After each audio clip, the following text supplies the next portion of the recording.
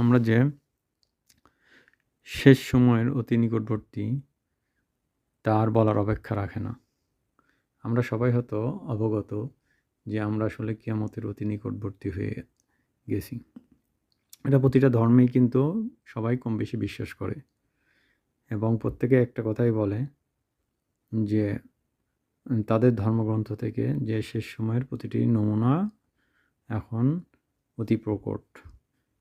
মুসলিম হিসেবে আমরা যেটা বুঝি যে আমাদেরও কিয়ামতের আগের যে আমাদের নবী সাল্লাল্লাহু আলাইহি সাল্লাম যে ভবিষ্যদ্বাণী করে গেছেন তার অনেক কিছুই আমরা দেখতে পাচ্ছি।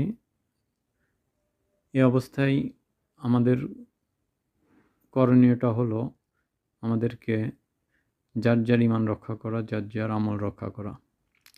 এটা এমনই একটা সময় যে সময় আপনি চাইলেও আপনার আমল ঠিক রাখতে পারবেন না, আপনার আখলাক ঠিক রাখতে পারবেন না, আপনার বিবেক ঠিক রাখতে পারবেন না, আপনার জীবন ঠিক রাখতে পারবেন না।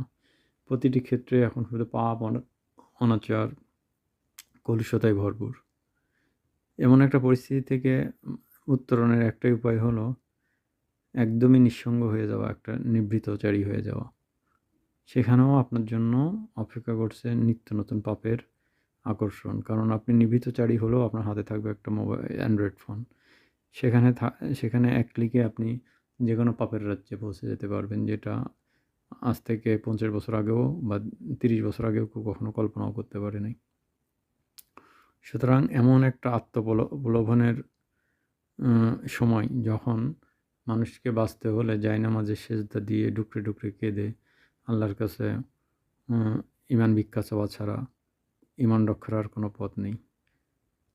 আর এই যে পাপ অনাচারের অনিবার্য পরিণতি হলো বন্যা, মহামারী, প্রাকৃতিক বিপর্যয়, মানবিক বিপর্যয়, ভূমিকম্প এবং শস্যহানি, অতি খরা, অতিবৃষ্টি, সম্পর্কের বিপর্যয়, কারোর সঙ্গে কারোর কোনো ভালোবাসা, প্রেম, প্রীতি, শ্রদ্ধা এগুলোর একটা মহা আকাল। এমতো অবস্থায় আমরা অনিবার্য পরিণতির দিকে এগিয়ে চলেছি, কিন্তু আমরা সবই বুঝতেছি, কিন্তু বুঝেও আমরা নির্লিপ্ত আছি বা না বোঝার ভান করছি অথবা সময়ের অপেক্ষা করছি। হয়তো সব কিছু আবার ঠিক হয়ে যাবে, কিন্তু আদতে তো ঠিক হচ্ছে না, ক্রমান্বয়ে তা আরও খারাপের দিকে যাচ্ছে।